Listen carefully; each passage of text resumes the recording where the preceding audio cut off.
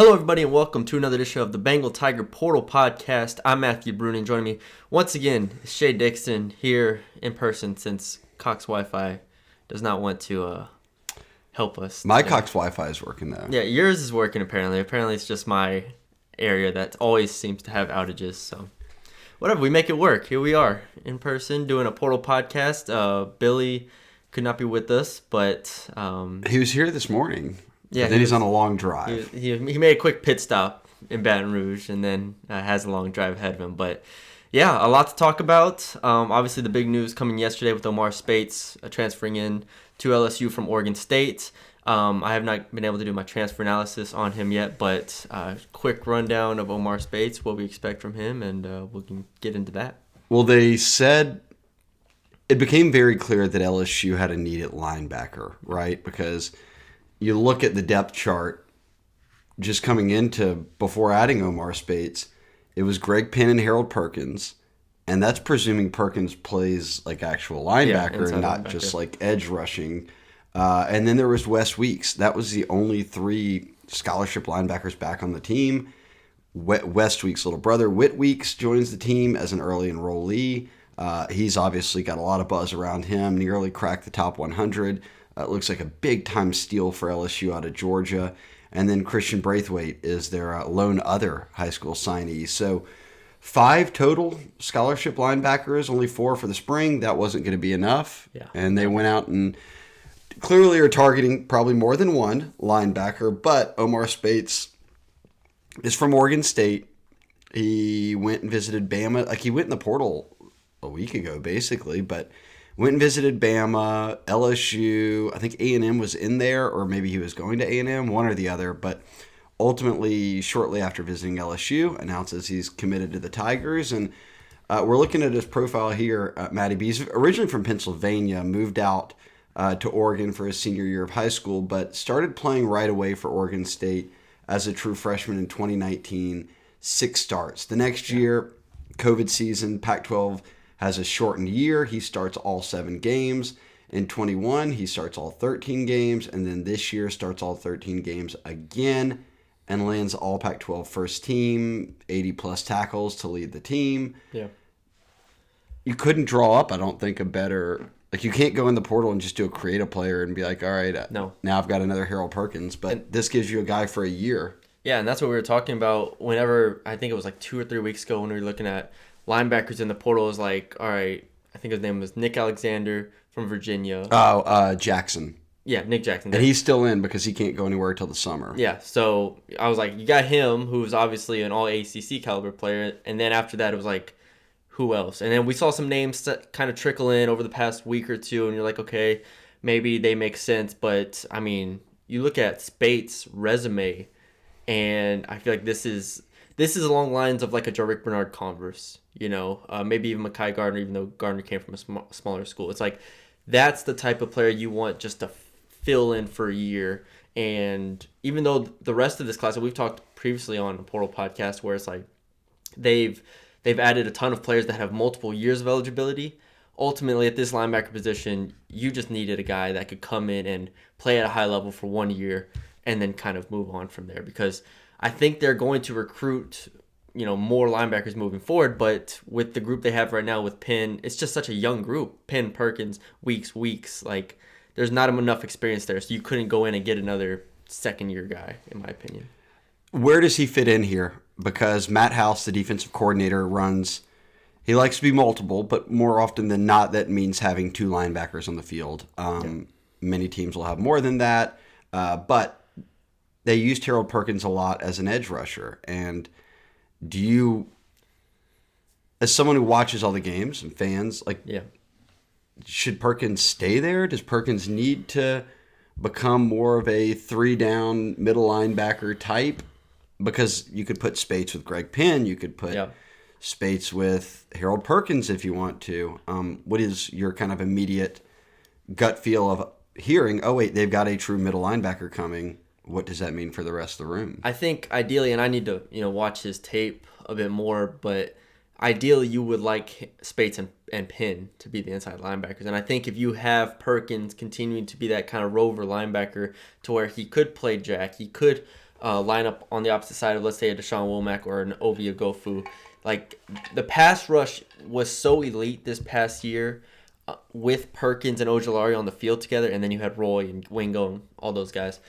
If you can replicate that moving forward, I feel like that's the ideal situation, because you just don't want to limit Harold Perkins. Like, you don't, even though he can be a very good inside linebacker, and inside linebacker might be where he moves, let's say, in the NFL, like, we're still at a spot where LSU needs pass rushers and needs to be elite in pass rushing in order to open up the rest of their defense. You look at what Bama did with Will Anderson and Dallas Turner, kind of putting them both out there on the edges. Will Anderson finishes the year with 17 tackles for loss, Dallas Turner with 8. And then you look at what they did with Perkins and Ojulari. Perkins finishes the year with 14 tackles for loss, Ojulari with 8. Basically identical stats. Obviously, Will Anderson with a few more tackles for loss there, but also is a really good player. He's getting drafted in the top 5. So is that the goal? Is to always have Harold Perkins kind of I think he needs to be attacking. Like, I don't think you want Perkins reacting. And that's not to say, and I think that's different from where Perkins was, early in the season, where they were like, he's not comfortable yet in the system and this and that, so we want him just to go and not think. Yeah, go get the ball. Yeah, I think he's going to progress beyond that, but I still think at a fundamental level, you want Harold Perkins attacking. You need him getting downhill. And we saw a lot of versus Arkansas, and they probably would have done the same if KJ Jefferson would have been able to play that day, but it was spying. I mean, it's... Yeah, spying, same thing. I'm going to sit here and just watch you, and the second you try to run, I'm going to go track you down. And that's not the role of an inside linebacker for the most part. I just think Baskerville, Penn had different responsibilities, and you don't want Perkins in that role exclusively. I think there could be times where you do plug him in at, let's say, the inside linebacker spot, but I think the addition of Speights, gives them flexibility that they did not have at all. Like we've talked about before, they had four or five inside linebackers, I guess, if you include Brathwaite. Now they have 6. Would you want them to take more? I think so. I would. Even though only 2 play? Yeah, I think so, because if we do, like I just said, you have Perkins, who I think can be a rover type linebacker, jack, whatever he plays. And we don't know if Brathwaite is going to be able to step in and play immediately. I had a little bit of some question marks on him coming out. I just think he's going to be good, but he's not as polished as I think Whit Weeks is. So you have Whit Weeks, West Weeks, Penn. And we've seen West Weeks. He's a viable backup. Yes, he can play. Backup. So you have 4 that I trust right now, and that doesn't feel like enough. I feel like I would need a 5th in there. Now it doesn't have to be. Weeks could be a 5th, right? I mean. Well, I'm including Whit Weeks in there. Oh, well, then Omar Speights is right. Speights, West Weeks, Whit Weeks, and... yeah, I'm looking... I guess, yeah. Penn. So you're not including Perkins. Yeah, if we don't include Perkins and don't include Brathwaite, I'm at 4 inside linebackers that I trust. So I think maybe, it doesn't have to be as established of a player as Omar Speights, but I think there will be some options that continue to move into the portal that can help them at linebacker just to round it out. Because honestly, while I agree with you for the most part, I think Greg Penn gets better, there needs to be improvement. We need to see it happen. So I think you have to have some established depth there that can push Penn in a way that Demario Tolan did. Right. Look, I like Greg Penn. Blake Baker believed in him. He's a good linebackers coach, and Matt House the same. Had him out there every game. Yeah. We'll see. That's what the offseason's about. When we look at it, Speights was transfer portal edition number 11. Mm-hmm. 10 of the 11 are on defense.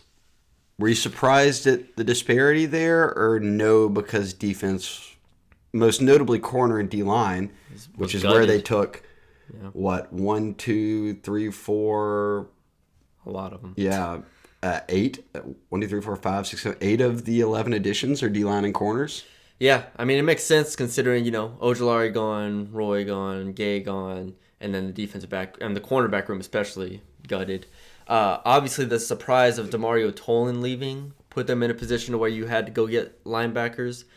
I don't know if I'm surprised is the right word, but you add guys like Parrish Shand and Braden Swinson and Ovia Gofu, who I think are good players, but they are looking as a little bit more depth type piece. They're not going to be all SEC type players. No doubt. And so that is going to be interesting to see. you add guys like that, how they compete with guys like Savion Jones and Quincy Wiggins, because they're not coming in to be immediate stars. They're coming in to compete for jobs that maybe they win, maybe they don't. I'll give one more shout out here to Jordan Jefferson, who I think is going to be really, really good at defense tackle. Whenever I do those transfer portal rankings, he's going to be probably third at this moment behind Harris and Anderson. I really like Jordan Jefferson. And we'd heard that I'd heard from someone that his knee cleanup was a meniscus thing, and that he actually should be okay in a couple months or whatever. Spring ball doesn't start till middle of March, so.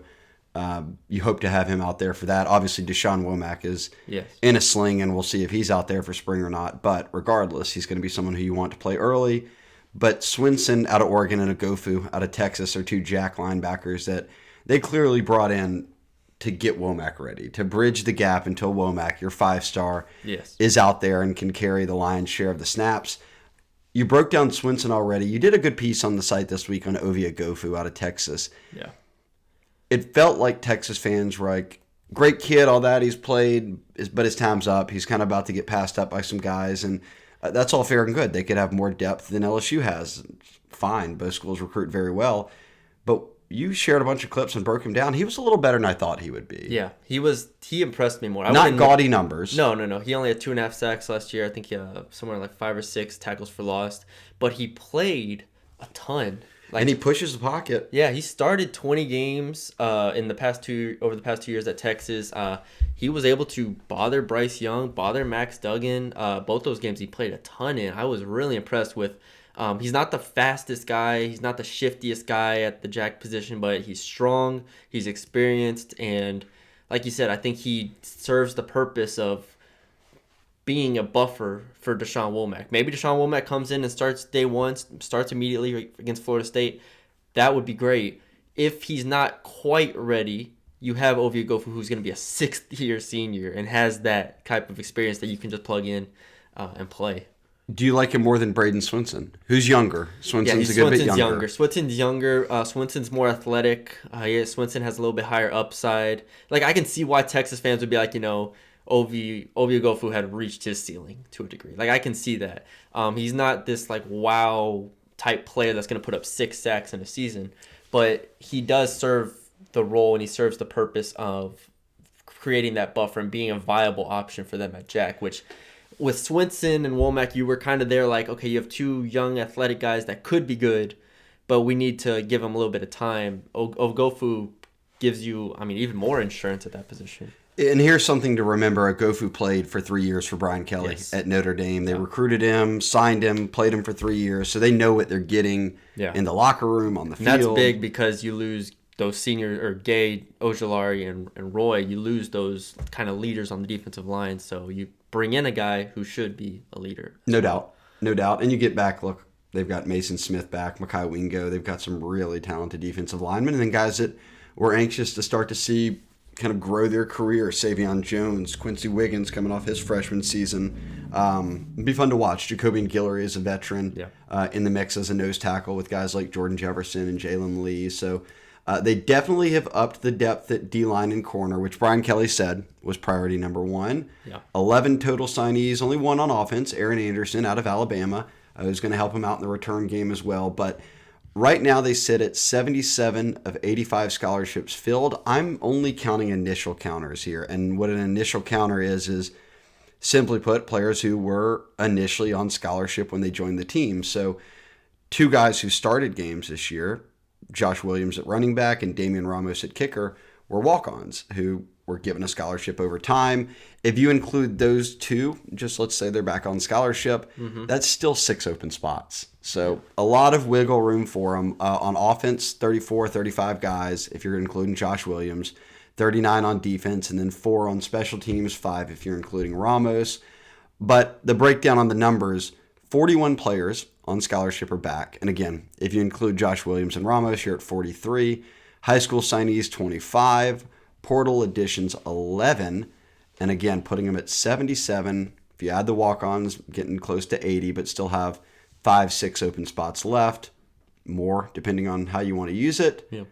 Let's shift to what is gone. The first portal, there's 2 portal windows. The first is a 45-day window. The second is only a 15-day window, 14-day. And it runs right after spring ball when every college wraps up from like May 1st to 15th. So kids after spring can see where they're at on the depth chart, or, if they're in like a battle for a position and they don't like where things are trending, they could enter then. We'll see if that means LSU takes more guys in that window or if LSU has more players leave in that window. But 17 former players from LSU entered the portal. Walker Howard went. Let's see. Cardell Thomas was the last one in. So all but 3, Cardell Thomas, Desmond Little, who's an edge rusher, and Xavier Carter, another edge rusher, are committed. Those 3 are not committed anywhere. Everybody else is committed to a school. I will say, people probably hear, damn, you had 17 players enter the portal. That's a lot. Only 3 of them started games this year. And the 3 were Jack Besh, who really fell behind at wide receiver, Cole Taylor, who got replaced by Mason Taylor at tight end, and then Cam Wire, who started the very first game at tackle and from there didn't get to play again. It was the O-line shuffled, and he was sort of the odd man out. He goes to Tulane. Cole Taylor, the tight end, goes to West Virginia, and Jack Besh, the receiver, to TCU. Everyone else on that list did not start a game this year. Now, there's varying degrees of does it sting, does it not, but it's very clear to me that of the 17 additions, all 17 left because they wanted to have playing time somewhere. I mean, of the 17, you talked about like sting, how much it stings. Like, I think there's only one player that you're like, dang, that stung. Like, or that was a little surprising, or that might, you're like, dang, you wish he didn't transferred if you're an LSU fan. And I think that's DeMario Tolan.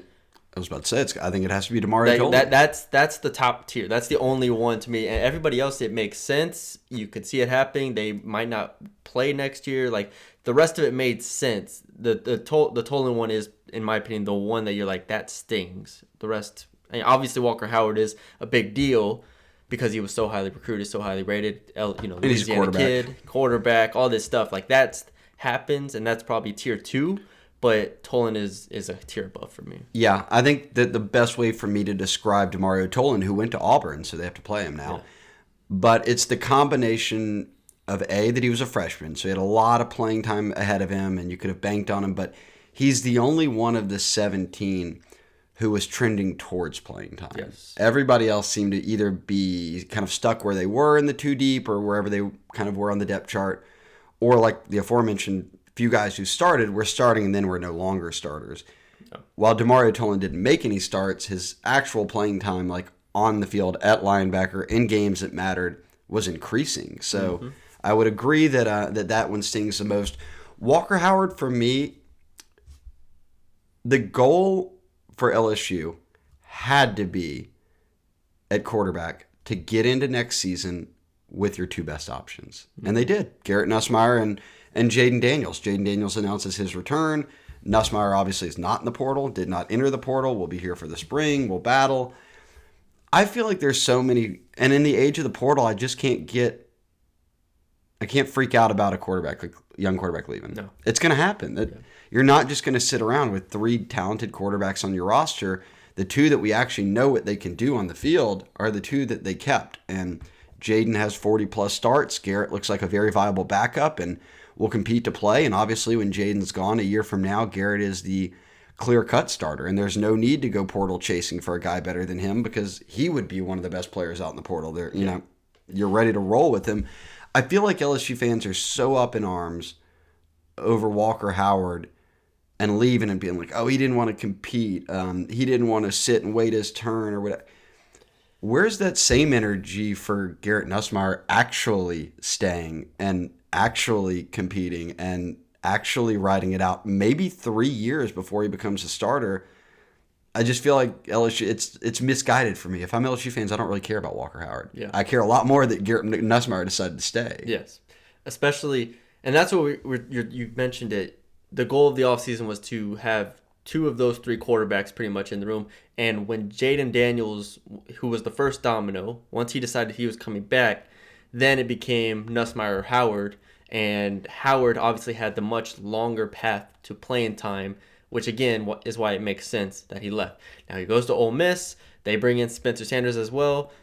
I think it'll be Spencer Sanders is Oklahoma State's quarterback, Yes. who's a 4-year starter. Yes. I remember him at Denton Ryan. He's a great player. Yeah, and so Sanders will have 1 year left. Then it'll be presumably, again, it's hard to predict quarterback battles of the future, but then presumably it would be Howard versus Dart the year after that. If Dart doesn't leave, you would assume Howard.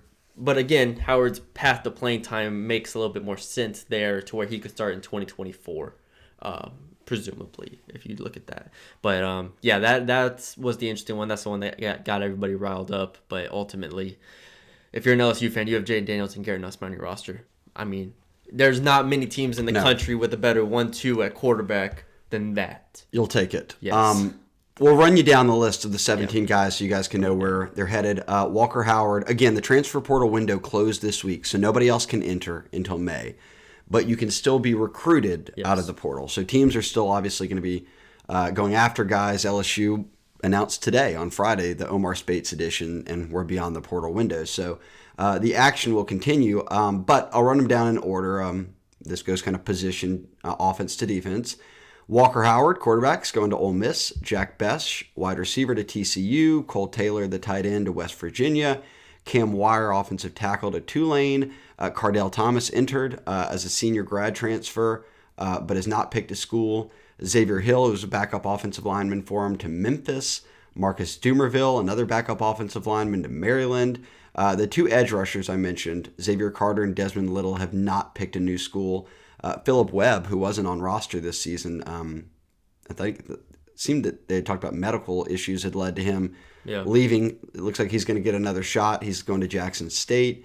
We talked about linebacker Demario Tolan to Auburn. A redshirt freshman linebacker, Colby Fields, who came in a year ago from South Carolina, leaves. He's going to La Tech. Antoine Sampa, who, like Philip Webb, announced over the summer he was no longer on roster. He's going to Campbell. Demarius McGee, a backup corner, going to Kansas. Ray Darius Jones, a corner, going back home to Mississippi, going to play at Mississippi State. Jalen Davis Robinson, also going back home, another corner. He's going to play at SMU. And last but certainly not least, our guy Derek Davis Jr., safety turned running back, is also going back home, transferring to Pittsburgh. So a lot of guys, A, going back to where they're from, or B, just going to schools where they stepped down a level or a notch and know that there's more playing time for them. Do you see one on the list that you're like, that's a good fit, or and then I know people are like Jack Besh at TCU. Is he going to carve out playing time and really be a guy there? It would have been interesting if Howard would have gone to TCU. Then we would have had a interesting Howard Besh connection potentially. I do think Jalen Davis Robinson, obviously it didn't work out there, but we heard, he was solid. Yeah, he looked good. He was solid. So I expect him to go to SMU and have a good time there. I want to see if Derek Davis is going to play safety or running back. That's going to be the interesting thing. That's going to be the really interesting thing to see if Derek Davis does that. Also, I could see Xavier Carter and Desmond Little going somewhere and contributing. I think they are capable. We watched them in fall camp, and Little was either on the two deep or fighting to get in that two deep discussion of backup Jack behind B.J. Ojolari. I think Little and Carter as two defensive ends could, wherever they end up, be pretty solid players. Other than that, it's kind of hit or miss. Yeah, you assume all these O-linemen are going to go somewhere and start. I mean, that would be why they're leaving. So and then Cole Taylor to West Virginia, I think makes sense. And you kind of go from there. Ray Darius Jones going to or was it McGee going to Mississippi State? Ray Darius going to State. Ray Darius going to State. We'll see.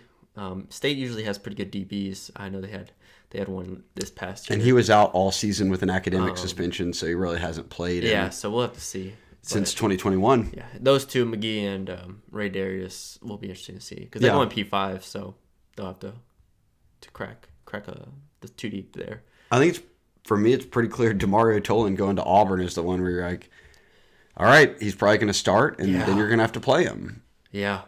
Yeah, I forgot about him.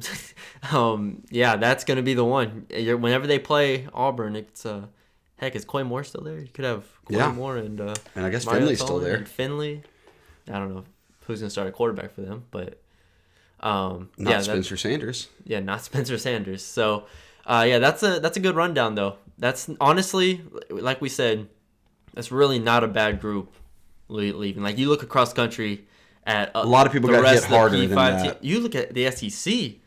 Like, we're talking about Mississippi State. I mean, there's a bunch of teams, Auburn, Mississippi State, A&M, like, just get crushed with it. LSU took one of Alabama's best player. Alabama lost a good amount, too. So, it's definitely an interesting situation. Safe to say that the 11 players they brought in from the portal outweigh the 17 guys they lost. Oh, yes. I mean, they're getting a lot of starters out of this. There's no starters in this 17, at least not entering 23, unless Tolan was going to start. I mean, even if it was just Aaron Anderson and Denver Harris, I think it would. Those two right there outweigh it? Those outweigh everything, really. Moving forward, we already talked about it. I think they add another linebacker. I think they look to add another linebacker, I should say. I don't know if they will or not. I know that they're looking at O-line. Because they're going to have to go through spring ball with 8 offensive linemen. That's not enough. That's very shallow. They have 12 total, which is enough, but isn't, you still can't even fill out a 3 deep with that. But all 4 guys they signed out of high school don't get here until the summer. There were no early enrollees. That's interesting. All 8, or I should say the 8 offensive linemen, we'll see if they dip around there. Safety is one that they could keep an eye on. We know they're still looking at linebackers. A spot that's intriguing, and I think it might come as a surprise just to hear it because they signed 3 high school tight ends, but if a tight end with 1 year of eligibility remaining went in that was talented, I know that they would be all over him.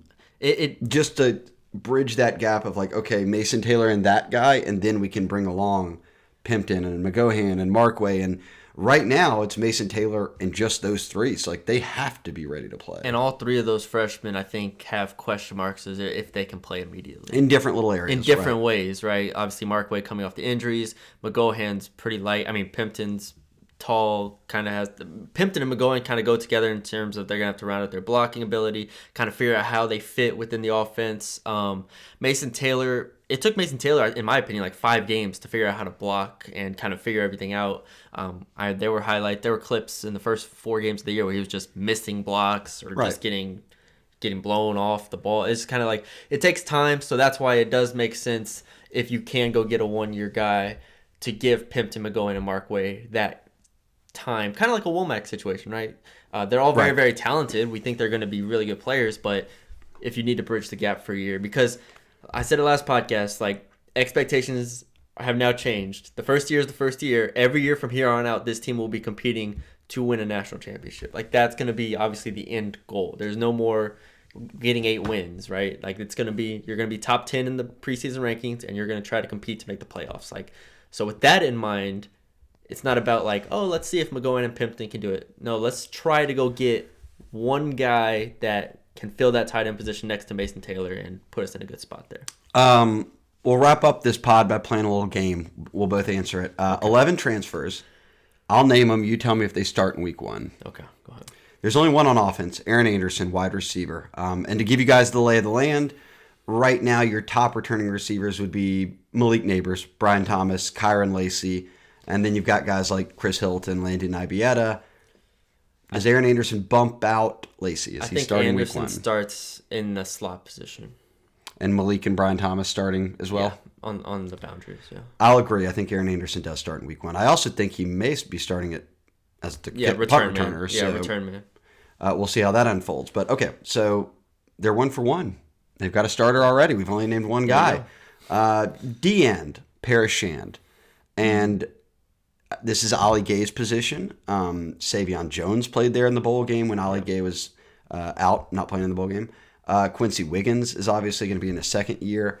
Yeah. But then it's Paris Shand. And we'll see if they don't move some other guys around. But the Arizona at D-end, does he start week 1? I don't think so. No? I think Jones and Wiggins are going to be battling for that spot for the most part, which I think is a really, really good D-end spot. Okay. I'm with you. I think Savion Jones starts. Jalen Lee, defensive tackle, and Jordan Jefferson, defensive tackle. 2 of them, both over 300 pounds. Do either of them start week 1? Both are, Lee a little bit more so, but both are kind of the nose tackle types, which kind of fills the Roy slot, like what Jaquelin Roy was, which Wingo and Smith weren't as much of the zero technique nose. And Roy wasn't a natural nose. He wasn't. They didn't have any other options. Yeah, but they were like, you're playing 700 snaps, and we don't have a choice. He led the nation Yeah. in defensive linemen and snaps. Exactly. So he's like, they didn't have an option there. So I think they will play. I think, like I said before, I love Jordan Jefferson's tape. I think he's going to be really good. I don't think they start. I think Wingo and Smith start at D tackle. Okay, so that would put the defensive line with 3 guys hand in the dirt: Savion Jones, Mekhi Wingo, and Mason Smith, who's obviously a phenomenal player coming off injury. And then they use one stand-up jack, unless they've got multiple guys rushing with guys like Harold Perkins. But B.J. Ojulari played this position. He's gone. We've talked a lot about Deshaun Womack as a 5-star, being the heir apparent at that position, but probably not trotting him out there against Florida State on the first snap. But he'll play. Who are you going with? Okay, I get 2 options here. Braden Swinson out of Oregon or Ovia Gofu out of Texas. Who's going to start in week 1? If they can get Swinson up to speed, I think he has a higher potential, but I'm gonna go Ovia Gofu.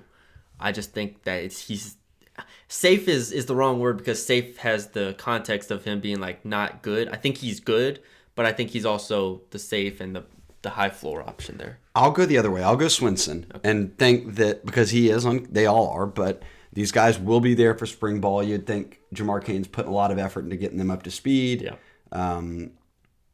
I don't know. I think it could be close. It'll be a I think good battle. both those guys will play. I think Womack's going to play as well at the jack spot, but I will go Braden Swinson.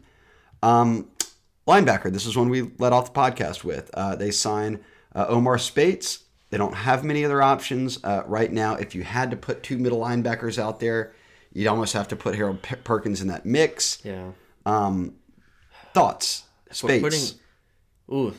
I agree. I think you have to just kind of put Perkins here just because you have to have him in the starting 11 somewhere. So if we put Perkins there, it's either Penn or Speights.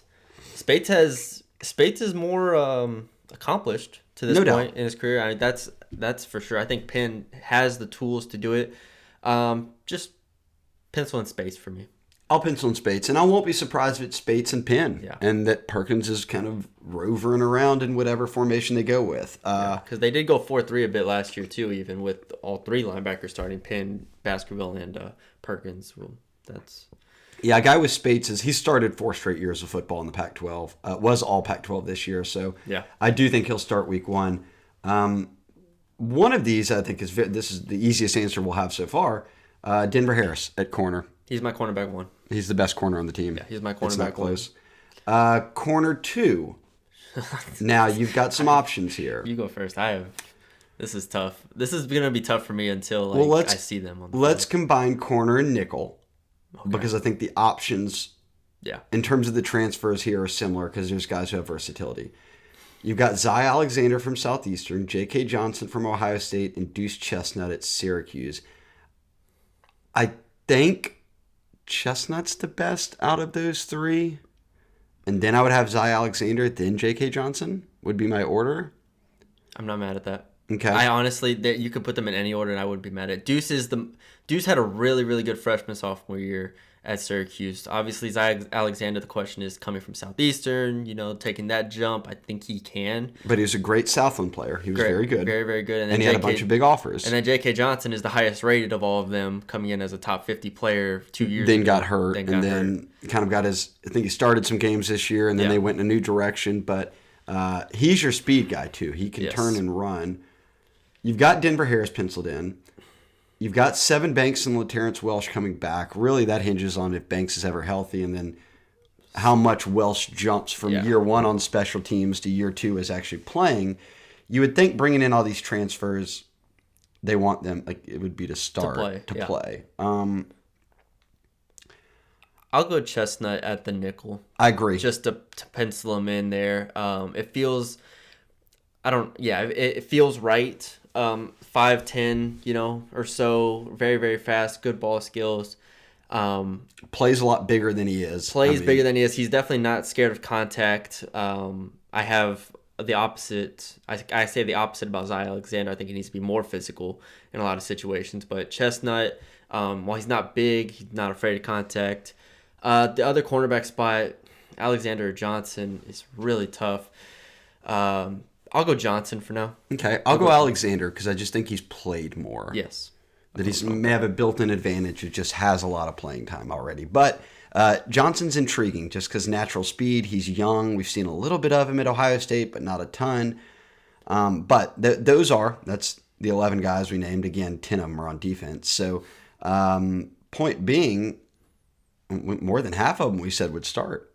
That's a good. Yeah. That's the goal of the portal. Get some starters and build some depth, and they've seemingly done that well. We also mentioned Deuce Chestnut playing nickel. They got into this groove of like Sage Ryan was playing nickel, or then Greg Brooks was playing nickel, obviously a ton. I feel like if Deuce Chestnut can play nickel, that allows the safety room to breathe a little bit more. Because 100%. If you don't move Brooks back there, like if you kept Brooks at nickel, then Sage Ryan needs to move back to. It would have to be playing safety. Him and Major Burns, those three are the only one that have ever played. Like Jordan Allen hadn't played yet. Langlois was hurt all year. Yeah, Jordan Allen's a nickel. Kylan Jackson and Yates and Doherty and even Toviano and Stamps. And we'll see where Toviano and Stamps, if they do play corner, if they play safety, which is kind of maybe their more natural spot, how the depth works out. I just feel like you need one of these new guys who's coming in to step up at nickel to give you that trio at safety of Brooks, Burns, and Ryan. Yes. I think that's a really good point. And that's why ideally you would have Chestnut in the nickel. I've said it before, I'm still high on Jordan Allen. I think. And he just is only here 1 year. Yeah, only 1 year. But we'll see if he can continue to improve. Obviously, we'd love if Terrence Walsh continue to improve. Not saying he needs to start, but continue to show what he can do moving forward. But yeah, a lot of starters in that group. I will say that one thing, and I talked about this last offseason, it was a multi-year rebuild at corner. Not just 1 year, not two. It was going to take a few classes to get this right. Yeah. What they did last year was they took all grad transfers, basically, and then guys like Mekhi Garner were draft eligible and played so well that they went pro. Yeah. This year, they took a lot of guys who were younger. Like Denver Harris is a freshman. Zy Alexander obviously has a few years of playing time at Southeastern. J.K. Johnson was in his second year. Deuce Chestnut in his second year. Yep. J.K. had already taken a red shirt. So it feels like there's a chance that some of these guys will be here beyond just this season, which was not the case a year ago. Exactly. And that's why if they did want to play Ashton Stamps and Javian Toviano at corner, there's not pressure on those guys to immediately be ready. Because I don't think that would be realistic, obviously. Like to have them move from safety to corner. Not saying they can't play corner because I'm sure they did in camps and whatnot, but they're going to need some time. If the actual goal is to play them at corner, they need a year of development there because they have the physical tools we've talked about before. Stamps and Toviano we're both pretty high on. But expecting them to come in and be able to play corner even as the second string, I think would be asking a ton. Right. Well, that about wraps up the pod. Again, 11 transfer portal additions, the most recent being Omar Speights out of Oregon State, coming in as a grad transfer, fifth-year guy. Yep. But solid haul. And they have, again, they're still under 80 total scholarships. So at least 5, likely more scholarships to go. That gives you a good amount of wiggle room. Yep. I get the feeling they are not done. Yeah. So go ahead and post on our board all of how they're going to get a tight end, a linebacker, a safety, O-lineman, O-line, all of them. Well, we should mention, too, we saw Billy posted today, Miami, a center from Miami went into the transfer portal. His name is Ja'Kai Clark. Billy talked to Ja'Kai, said he got an LSU offer last night, but Billy also said that SMU is heavy there. Obviously, Billy's got some SMU knowledge, and said the whole former offensive staff is now at SMU. He'll visit there in March. He can't go anywhere until the summer anyways, but this is the second time we've seen them go after a center. Yes. And look, Charles Turner won the job, started all the games after they had like the Dellinger experiment there. And then when they released the SWAT teams, Charles Turner was on it. So, and they gave him Charles Turner. They gave him most improved player at the banquet. So they love him so much they're recruiting other centers. It's wild. It's just it's pretty obvious. Is that the nature of the beast? It is. I mean, he is clearly limited in some aspects, which we knew going into it. But ultimately, he's a great communicator. He doesn't mess up on snaps. I mean, the whole year he was clean, and while he's physically not at the level of a guy like Garrett Dellinger, he does check all the other boxes pretty much. So we'll see what they do on the O-line. But Billy will be plugged in for that Ja'Kai Clark recruitment, I promise you. Yeah, we'll see if they actually turn up the heat there. One way or the other. What happens. He'll be on it. But all right, that's all we got. We hope you all enjoyed the podcast. Leave us a like, comment, share, and subscribe if you have not already. We appreciate all the support as we continue to grow the YouTube side of things, as well on the podcast side with Spotify and Apple. If you're listening there, leave a 5-star rating and review. Subscribe to the Bengal Tiger on 3. You can get all of our inside analysis, scoops, all that good stuff. We're on there all day, every day, a lot. So, we'll be back next week with Mailbag on Monday. Yep. And we'll see y'all then.